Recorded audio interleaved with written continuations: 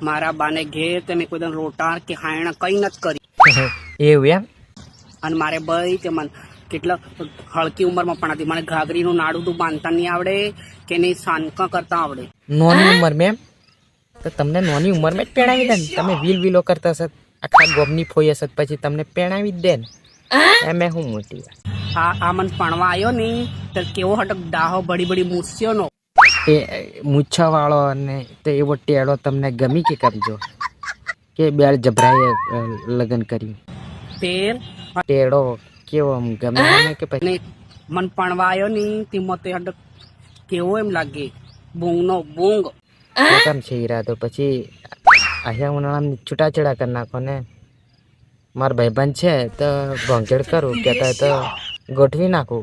પણ આવું શું કરે ઘેર હાવ બાઈ કરેલું તે પછી આવતા રહેવું પડે ને.